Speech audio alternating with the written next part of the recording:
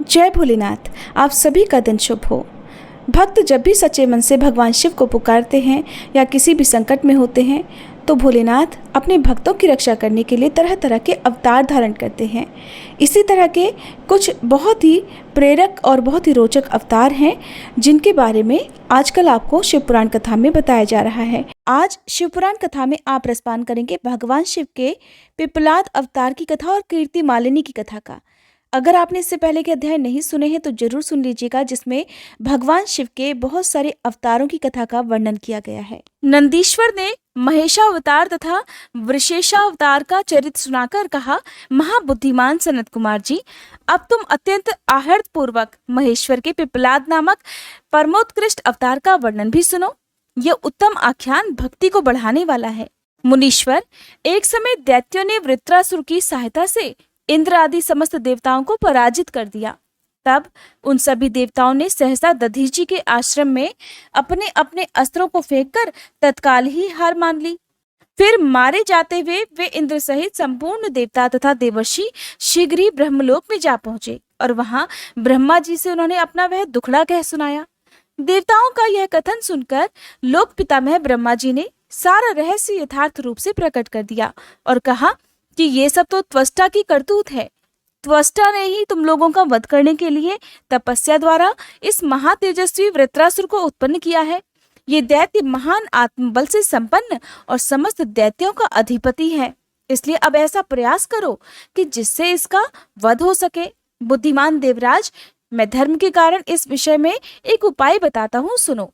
जो दधीची नाम वाले महामुनि हैं, वे तपस्वी और जितेंद्रिय हैं। उन्होंने पूर्व काल में शिवजी की आराधना करके वज्र सरीखी अस्थियां हो जाने का वर प्राप्त किया है। इसलिए तुम लोग उनसे उनकी हड्डियों के लिए याचना करो, वे अवश्य दे देंगे। फिर उन अस्थियों से वज्रदंड का निर्माण करके तुम निश्चय ही उससे वृत्तासुर को मार डालना। नंदीश्वर कहते हैं, मुने, ब्रह्मा जी का ये वचन सुनकर इंद्र, देवगुरु बृहस्पति और अन्य देवताओं को साथ लेकर तुरंत ही दधीची ऋषि के उत्तम आश्रम पर आ गए। वहां इंद्र ने सुवर्चा सहित दधीची मुनि का दर्शन किया और आदर पूर्वक हाथ जोड़कर उन्हें नमस्कार किया। फिर देवगुरु बृहस्पति तथा अन्य देवताओं ने भी नम्रता पूर्वक उन्हें सिर झुकाकर प्रणाम किया। दधीची मुनि विद्वानों में श्रेष्ठ तो थे ही, वे तुरंत ही उसके अभिप्राय को भी ताड़ गए। तब उन्होंने अपनी पत्नी सुवर्चा को अपने आश्रम से कहीं और भेज दिया। फिर देवताओं सहित देवराज इंद्र, जो स्वार्थ साधन में बड़े दक्ष हैं, अर्थशास्त्र का सहारा लेकर मुनिवर से बोले, मुने, आप तो महान शिवभक्त, दाता और शरणागतों की रक्षा करने वाले हैं। इसलिए हम सभी देवता और देवर्षि त्वष्टा द्वारा अपमानित होने के कारण आपकी शरण में आए हैं। विप्रवर, आप अपनी वज्रमयी अस्थियां हमें प्रदान कर दीजिए, क्योंकि आपकी अस्थियों से वज्र का निर्माण करके मैं उस देवद्रोही का वध करूंगा। देवराज इंद्र के ऐसा कहने पर परोपकार परायण दधीची मुनि ने अपने स्वामी शिव का ध्यान करके अपना शरीर छोड़ दिया। उनके सभी बंधन नष्ट हो चुके थे, अतः वे तुरंत ही ब्रह्मलोक को चले गए। उस समय वहां पुष्पों की वर्षा होने लगी और सभी लोग आश्चर्यचकित हो गए। फिर देवराज इंद्र ने तुरंत ही सुरभि गऊ को बुलाकर उस शरीर को चटवाया और उन हड्डियों से अस्त्र निर्माण करने के लिए विश्वकर्मा जी को आदेश दे दिया। तब देवराज की आज्ञा पाकर विश्वकर्मा ने शिवजी के तेज से सुदृढ़ हुई मुनि की वज्रमयी हड्डियों से संपूर्ण अस्त्रों की कल्पना की। उनकी रीढ़ी की हड्डी से वज्र और ब्रह्मशिर नामक बाण बनाया और अन्य अस्थियों से बहुत सारे अनेक अस्त्रों का निर्माण किया। तब शिवजी के तेज से उत्कर्ष को प्राप्त हुए देवराज इंद्र ने उस वज्र को लेकर क्रोध पूर्वक वृत्तासुर पर आक्रमण कर दिया, ठीक उसी तरह जैसे रुद्र ने यमराज पर धावा किया था। फिर तो कवच आदि से भलीभांति सुरक्षित हुए इंद्र ने तुरंत ही पराक्रम प्रकट करके उस वज्र द्वारा वृत्तासुर के पर्वत शिखर सरी के सिर को काट गिराया। तात उस समय स्वर्गवासियों ने महान विजय उत्सव मनाया। इंद्र पर पुष्पों की वर्षा होने लगी, सभी देवता उनकी स्तुति करने लगे। फिर महान आत्मबल से संपन्न दधीची मुनि की पतिव्रता पत्नी सुवर्चा पति की आज्ञा अनुसार अपने आश्रम के भीतर गई। वहां देवताओं के लिए अपने पति को मरा हुआ जानकर वह देवताओं को श्राप देते हुए बोली। सुवर्चा ने कहा, अहो, इंद्र सहित ये देवता तो बड़े दुष्ट हैं और अपना कार्य सिद्ध करने में निपुण, मूर्ख और लोभी हैं। इसलिए ये सब के सब आज से मेरे शाप से पशु हो जाएं। इस प्रकार उस तपस्वी मुनिपत्नी सुवर्चा ने उन इंद्र आदि सभी देवताओं को श्राप दे डाला। फिर उस पतिव्रता ने पतिलोक में जाने का विचार किया। फिर तो मनस्विनी सुवर्चा ने परम पवित्र लकड़ियों द्वारा एक चिता तैयार की। उसी समय शंकर जी की प्रेरणा से सुखदायिनी आकाशवाणी हुई। वह उस मुनिपत्नी सुवर्चा को आश्वासन देती हुई बोली, प्राज्ञ, ऐसा साहस मत करो, मेरी उत्तम बात सुनो। देवी, तुम्हारे उदर में मुनि का तेज वर्तमान है, तुम उसे यत्न पूर्वक उत्पन्न करो। पीछे तुम्हारी जैसी इच्छा हो वैसा कर लेना, क्योंकि शास्त्र का ऐसा आदेश है कि गर्भवती को अपना शरीर कभी नहीं जलाना चाहिए, अर्थात कभी भी सती नहीं होना चाहिए। नंदीश्वर कहते हैं, हे मुनीश्वर, ऐसा कहकर वह आकाशवाणी मौन हो गई। उसे सुनकर वह मुनि पत्नी क्षण भर के लिए तो विस्मय में पड़ गई, परंतु उस सती साध्वी सुवर्चा को तो पति लोक की प्राप्ति ही अभीष्ट थी। इसलिए उसने बैठकर पत्थर से अपने उदर को विदीर्ण कर डाला। तब उसके पेट से मुनिवर दधीची का वह गर्भ बाहर निकल आया। उसका शरीर परम दिव्य और प्रकाशमान था और वह अपनी प्रभा से 10 दिशाओं को उद्भासित कर रहा था। तात दधीची के उत्तम तेज से प्रकट हुआ वह गर्भ अपनी लीला करने में समर्थ साक्षात रुद्र का अवतार था। मुनि प्रिया सुवर्चा ने दिव्य रूपधारी अपने उस पुत्र को देखकर मन ही मन समझ लिया कि यह तो रुद्र का ही अवतार है। फिर तो वह महासाध्वी परमानंद मगन हो गई। शीघ्र ही उसे नमस्कार करके उसकी स्तुति करने लगी। मुनीश्वर, उसने उस स्वरूप को अपने हृदय में धारण कर लिया। फिर पतिलोक की कामना करने वाली विमलेक्षणा माता सुवर्चा मुस्कुराकर अपने उस पुत्र से परम स्नेह पूर्वक बोली, तात परमेशान, तुम इस अश्वत्थ वृक्ष के निकट चिरकाल तक स्थित रहो। महाभाग, तुम समस्त प्राणियों के लिए सुखदाता हो जाओ और अब मुझे प्रेम पूर्वक पति लोक में जाने के लिए आज्ञा दे दो। वहां पति के साथ रहती हुई मैं रुद्र रूपधारी तुम्हारा ध्यान करती रहूंगी। नंदीश्वर कहते हैं, मुने, साध्वी सुवर्चा ने अपने पुत्र से ऐसा कहकर परम समाधि द्वारा पति का ही अनुगमन किया। मुनीश्वर, इस प्रकार दधीची पत्नी सुवर्चा शिवलोक में पहुंचकर अपने पति से जा मिली और आनंद पूर्वक शंकर जी की सेवा करने लगी। तात इतने में ही हर्ष में भरे हुए इंद्र सहित सभी देवता मुनियों के साथ आमंत्रित हुए की तरह शीघ्रता से वहां आ पहुंचे। तब प्रसन्न बुद्धि वाले ब्रह्मा जी ने उस बालक का नाम पिप्पलाद रख दिया। फिर सभी देवता महोत्सव मनाकर अपने अपने धाम को चले गए। फिर महान ऐश्वर्यशाली रुद्रावतार पिप्पलाद उसी अश्वत्थ के नीचे लोगों की हितकामना से चिरकालिक तप में प्रवृत्त हो गए। लोकाचार का अनुसरण करने वाले पिप्पलाद का इस प्रकार तपस्या करते हुए बहुत समय व्यतीत हो गया। फिर पिप्पलाद ने राजा अनरण्य की कन्या पद्मा से विवाह करके तरुण होकर उसके साथ विलास किया। उन मुनि के 10 पुत्र उत्पन्न हुए, जो सब के सब पिता के ही समान महात्मा और उग्र तपस्वी थे।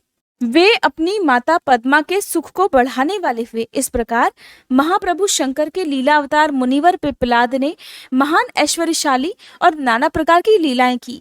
उन कृपालु ने जगत में शनिश्चर की पीड़ा को, जिसका निवारण करना सबकी शक्ति के बाहर था, देखकर लोगों को प्रसन्नता पूर्वक ये वरदान दिया कि जन्म से लेकर 16 वर्ष तक की आयु वाले मनुष्यों को और शिव भक्तों को शनि की पीड़ा कभी नहीं हो सकती। ये मेरा वचन सर्वथा सत्य है।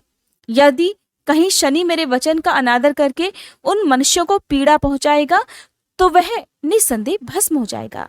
तात इसलिए उस भय से भयभीत हुआ ग्रह श्रेष्ठ शनिश्चर विकृत होने पर भी वैसे मनुष्यों को कभी पीड़ा नहीं पहुंचाता। मुनिवर, इस प्रकार मैंने लीला से मनुष्य रूप धारण करने वाले पिप्पलाद का उत्तम चरित्र तुम्हें सुना दिया। ये संपूर्ण कामनाओं को पूर्ण करने वाला है। गाधी, कौशिक और महामुनि पिप्पलाद, ये तीनों स्मरण किए जाने पर शनिश्चर जनित पीड़ा का नाश कर देते हैं। वे मुनिवर दधीची, जो परम ज्ञानी, सत्पुरुषों के प्रिय तथा महान शिव भक्त थे, वे धन्य हैं, जिनके यहाँ स्वयं आत्मज्ञानी महेश्वर पिप्पलाद नामक पुत्र होकर उत्पन्न हुए। तात ये आख्यान निर्दोष, स्वर्गप्रद, कुग्रह जनित दोषों का संहारक, संपूर्ण मनोरथों का पूरक और शिव भक्ति की विशेष वृद्धि करने वाला है। अब जानिए भगवान शिव के द्विजेश्वरा अवतार की कथा। राजा भद्रायु और रानी कीर्ति मालिनी की धार्मिक दृढ़ता की परीक्षा के बारे में। नंदीश्वर ने आगे कहा, तात, पहले जिन नृपश्रेष्ठ भद्रायु का परिचय दिया गया था और जिन पर भगवान शिव ने ऋषभ रूप से अनुग्रह किया था, उन्हीं नरेश के धर्म की परीक्षा लेने के लिए वे भगवान फिर द्विजेश्वर रूप से प्रकट हुए थे।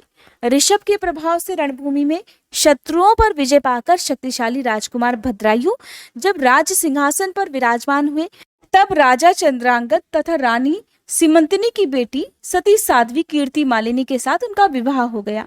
किसी समय राजा भद्रायु ने अपनी धर्मपत्नी के साथ वसंत ऋतु में वन विहार करने के लिए एक गहन वन में प्रवेश किया। उनकी पत्नी शरणागत जनों का पालन करने वाली थी। राजा का भी ऐसा ही नियम था। उन राज दंपति की धर्म में कितनी दृढ़ता है, इसकी परीक्षा लेने के लिए पार्वती सहित भगवान शिव ने एक लीला रची। शिवा और शिव उस वन में ब्राह्मणी और ब्राह्मण के रूप में प्रकट हुए। उन दोनों ने लीला पूर्वक एक मायामय व्याघ्र का रूप धारण कर दिया। वे दोनों भय से विवल होकर व्याघ्र से थोड़ी ही दूर आगे रोते चिल्लाते भागने लगे। व्याघ्र उनका पीछा करने लगा। राजा ने उन्हें इस अवस्था में देखा। वे ब्राह्मण दंपति भी भय से विवल होकर महाराज की शरण में गए और इस प्रकार बोले, महाराज, हमारी रक्षा कीजिए, रक्षा कीजिए। ये व्याघ्र हम दोनों को खा जाने के लिए आ रहा है। सभी प्राणियों को काल के समान भय देने वाला ये हिंसक प्राणी हमें अपना आहार बनाए, इसके पहले ही आप हम दोनों को बचा लीजिए। ये उन दोनों का करुण क्रंदन सुनकर महावीर राजा ने जैसे ही धनुष उठाया, त्यों ही वह व्याघ्र उनके निकट आ पहुंचा। उसने ब्राह्मणी को पकड़ लिया। वह बेचारी हा नाथ, हा नाथ, हा प्राण वल्लभ, हा शंभो, हे जगत गुरु, ऐसा कहकर रोने और विलाप करने लगी। व्याघ्र बड़ा भयानक था। उसने जैसे ही ब्राह्मणी को अपना ग्रास बनाने की कोशिश की, त्यों ही भद्रायु ने तीखे बाणों से उसके मुंह में आघात कर दिया, परंतु उन बाणों से उस महाबली व्याघ्र को थोड़ी सी भी व्यथा नहीं हुई। वह ब्राह्मणी को बलपूर्वक घसीटता हुआ तत्काल दूर निकल गया। अपनी पत्नी को बाघ के पंजे में पड़ी हुई देख ब्राह्मण को बड़ा दुख हुआ और वह बारंबार रोने लगा। देर तक रोकर उसने राजा भद्रायु से कहा, राजन, तुम्हारे वे बड़े बड़े अस्त्र कहाँ हैं? दुखियों की रक्षा करने वाला तुम्हारा विशाल धनुष कहाँ है? सुना था तुम में 12,000 बड़े बड़े हाथियों का बल है, वो क्या हुआ? तुम्हारे शंख, खड्ग और मंत्रास्त्र विद्या से क्या लाभ हुआ? दूसरों को नुकसान होने से बचाना हर क्षत्रिय का परम धर्म है। धर्मज्ञ राजा अपना धन और प्राण देकर भी शरण में आए हुए दीन दुखियों की रक्षा करते हैं। जो पीड़ितों की प्राण रक्षा नहीं कर सकते, ऐसे लोगों के लिए तो जीने की अपेक्षा मर जाना ही अच्छा है। इस प्रकार उस ब्राह्मण का विलाप और उसके मुख से अपने पराक्रम की निंदा सुनकर राजा ने शोक से मन ही मन इस प्रकार विचार किया, अहो, आज भाग्य के उलटफेर से मेरा पराक्रम नष्ट हो गया, मेरे धर्म का भी नाश हो गया। इसलिए अब मेरी संपदा, राज्य और आयु का भी निश्चय ही नाश हो जाएगा। ऐसा विचार कर राजा भद्रायु ब्राह्मण के चरणों में गिर पड़े और उसे धीरज बंधाते हुए बोले, ब्राह्मण, मेरा पराक्रम नष्ट हो गया है। महामते, मुझे क्षत्रियाधम पर कृपा करके शोक छोड़ दीजिए। मैं आपको मनोवांछित पदार्थ दूंगा। ये राज्य, ये रानी और ये मेरा शरीर, सब कुछ आपके अधीन है। बोलिए, आप क्या चाहते हैं? ब्राह्मण बोले, राजन, अंधे को दर्पण से क्या काम? जो भिक्षा मांगकर जीवन निर्वाह करता हो, वह बहुत से घर लेकर क्या करेगा? जो मूर्ख है, उसे पुस्तक से क्या काम? और जिसके पास स्त्री नहीं है, वह धन लेकर क्या करेगा? मेरी पत्नी तो चली गई, मैंने कभी काम सुख का उपभोग भी नहीं किया, इसलिए काम भोग के लिए आप अपनी इस बड़ी रानी को मुझे दे दीजिए। राजा ने कहा, ब्राह्मण, क्या यही तुम्हारा धर्म है? क्या तुम्हें गुरु ने यही उपदेश दिया है? क्या तुम ये नहीं जानते कि पराई स्त्री का स्पर्श स्वर्ग और सुयश की हानि करने वाला है? पर स्त्री के उपभोग से जो पाप कमाया जाता है, उसे सैकड़ों प्रायश्चितों द्वारा भी कभी नहीं धुला जा सकता। ब्राह्मण बोले, राजन, मैं अपनी तपस्या से भयंकर ब्रह्म हत्या और मदिरापान जैसे पाप का भी नाश कर डालूंगा। फिर पर स्त्री संगम किस गिनती में है भला? इसलिए आप अपनी इस पत्नी को मुझे अवश्य दे दीजिए, नहीं तो आप निश्चय ही नरक में पड़ेंगे। ब्राह्मण की इस बात पर राजा ने मन ही मन विचार किया कि ब्राह्मण के प्राणों की रक्षा न करने से महापाप होगा, इसलिए इससे बचने के लिए तो पत्नी को दे डालना ही श्रेष्ठ रहेगा। इस श्रेष्ठ ब्राह्मण को अपनी पत्नी देकर मैं ब्रह्महत्या के पाप से मुक्त होकर शीघ्र ही अग्नि में प्रवेश कर जाऊंगा। मन ही मन ऐसा निश्चय करके राजा ने आग जला दी और ब्राह्मण को बुलाकर उसे अपनी पत्नी को दे दिया। फिर स्नान करके पवित्र होकर देवताओं को प्रणाम करके उन्होंने अग्नि की 2 बार परिक्रमा की और एकाग्र चित्त होकर भगवान शिव का ध्यान किया।